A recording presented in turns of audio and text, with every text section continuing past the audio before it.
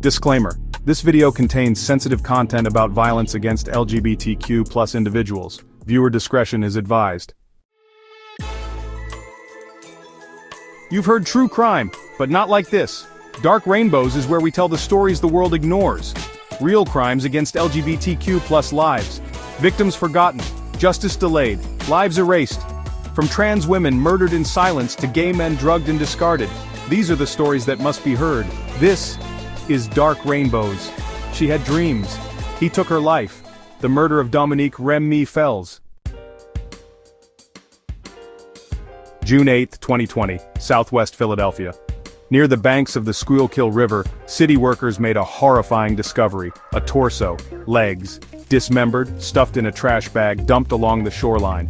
The body was so badly mutilated it took days to identify, and when they did, the name would haunt Philadelphia. Dominique Rem'mie Fells, 27 years old, black, transgender, and brutally killed.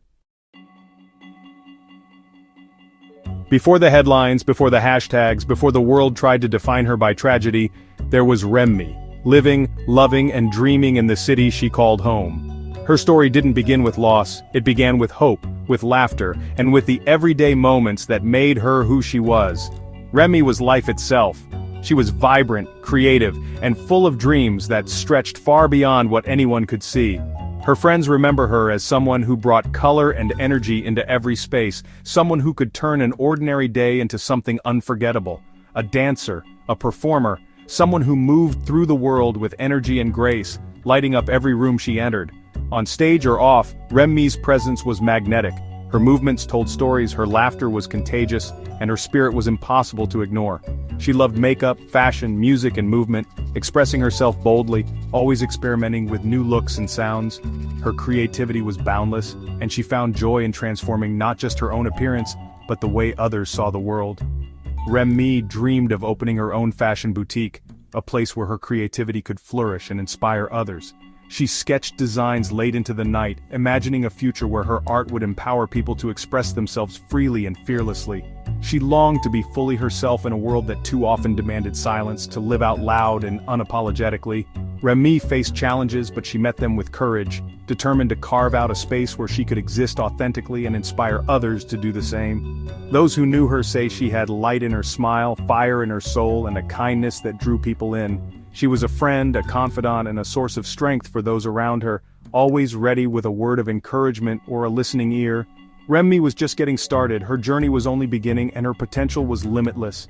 She had so many plans, so many dreams yet to chase, and she approached each new day with hope and determination. She was more than a victim, she was a force, a presence, a story that deserved to be celebrated.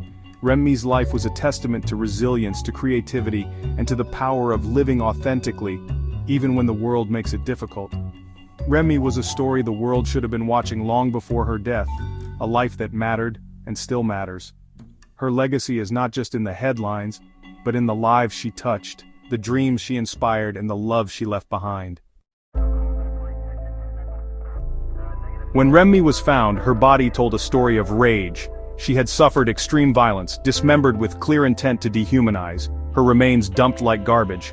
Police wouldn't say much, but what was clear, this wasn't random, this was personal, cruel, intimate. Then came the name, Akhenaton Jones, an aspiring filmmaker and photographer who Rem'mie reportedly knew. Jones disappeared shortly after her murder, gone without a trace. He became the prime suspect, and the subject of a nationwide manhunt. For months, Rem'mie's family and the community demanded justice, refusing to let her story fade away. Posters went up on every corner, faces filled with hope and frustration. Rallies were held, voices echoing through the streets, candles flickering in the night as loved ones gathered to remember her. The city was alive with a sense of urgency, as neighbors, activists, and friends came together, united by grief and a determination to be heard. Yet, despite all the noise and heartbreak, no arrest came. The city waited, restless and anxious, as days turned into weeks, and weeks into months, with no answers in sight. The pain of uncertainty weighed heavily on everyone who cared for Rem'mie, and the silence from authorities only deepened the wound. Each vigil, each march, was a reminder that Rem'mie was more than a headline. She was a daughter, a friend, a vital part of the community whose absence was felt every single day. But in November 2020, after nearly 5 months on the run, Akhenaton Jones was finally captured in Los Angeles, far from the city where Rem'mie's life was taken. The news brought a mix of relief and new questions. For some, it was a moment of hope, a sign that justice might finally be possible. For others, it was a reminder of how far someone could go before being held accountable, and how long families are forced to wait for answers. The arrest made headlines, but it didn't erase the months of fear and frustration that had built up in Philadelphia. He was extradited back to Pennsylvania and charged with murder, abuse of a corpse, and evidence tampering. The legal process had begun, but the pain in the community remained raw. Court dates were set and the media returned to cover the story. But for Rem'mie's loved ones, the journey toward healing was just beginning. The courtroom became another battleground, a place where the community's grief and anger had to be channeled into patience and hope for justice. But even as charges were filed, something still didn't sit right with those who loved Rem'mie. The sense of injustice lingered in the air. Many wondered if the system would truly deliver justice, or if Rem'mie's case would become just another statistic, lost in a cycle of violence and neglect. The community's trust in the process was shaken, and the wounds of the past months were far from healed. Why did it take so long for authorities to act? Why did the investigation seem to stall, despite the community's outcry and the evidence at hand? These questions echoed at every protest and in every conversation among Rem'mie's supporters. People demanded accountability, not just for the crime but for the way the case was handled. The lack of transparency and urgency from officials left many feeling abandoned and unheard. And why was so little said about Rem'mie's life, her dreams, and her impact, compared to the graphic way her death was reported in the media? Her story deserved more than just headlines about tragedy. Rem'mie was a vibrant presence, someone who brought light to those around her. The community wanted the world to remember her for her laughter, her kindness, and her dreams, not just the circumstances of her death. In the end, the fight for justice was about more than a verdict. It was about honoring Rem'mie's life and ensuring her legacy would never be forgotten. Dominique's murder didn't happen in a vacuum. It was part of a much larger, heartbreaking pattern, one that's been ignored for far too long. Each time a Black trans life is lost, it echoes through communities already burdened by grief, fear, and injustice. These tragedies are not isolated incidents, but symptoms of a society that too often turns away from the pain of its most vulnerable. It happened in a country where, in 2020 alone, at least 44 trans people, most of them Black and brown women, were murdered. These are not just numbers, these are lives, families, dreams cut short. Behind every statistic is a person who laughed, loved, and hoped for a future. Their absence leaves a void in the hearts of those who knew them, and in the world that failed to protect them. But their cases rarely make headlines, rarely get protests, rarely see justice.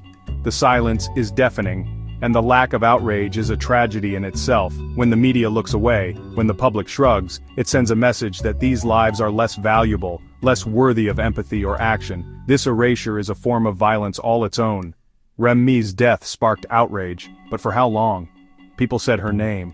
For a moment the world seemed to care, but attention faded quickly. The hashtags trended, the vigils were held, but soon, the cycle of forgetting began again. The pain of being seen and then forgotten is a wound that never fully heals. And then the world moved on. But we won't.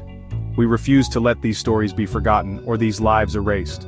We owe it to Dominique, to Rem'mie, and to every Black trans person whose story was cut short, to keep their memories alive and demand justice in their names. Because this is the reality of being Black, trans, and alive in America, living with both hope and fear every single day. It means carrying the weight of possibility and the burden of danger, never knowing if the world will see your humanity or turn away from your suffering. You can be loved, talented, beautiful, you can shine in your community, inspire others, and still face unimaginable danger. Joy and resilience exist side by side with vulnerability. Black trans women create beauty, build families, and lead movements, even as they navigate a world that too often refuses to see their worth, and still be disposable in the eyes of the system. But we will keep fighting, keep remembering, and keep saying their names. Because every life lost is a call to action.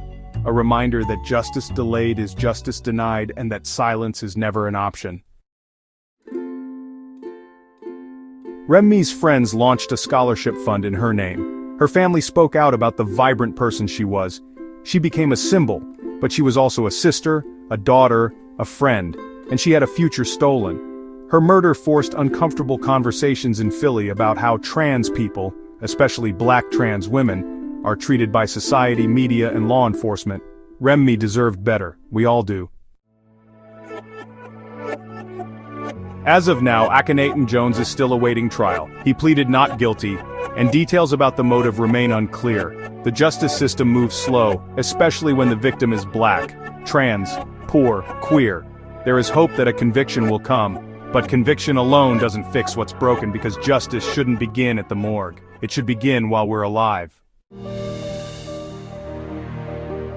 This has been Dark Rainbows, the stories the world ignores. If this story moved you, don't let it stop here. Share it. Say her name, Dominique Rem'mie Fells. We remember your name, your light, your fight. Rainbow emoji. Subscribe to Dark Rainbows for more stories that deserve the mic. Camera emoji, new episodes weekly. Because queer lives are not disposable and they never were.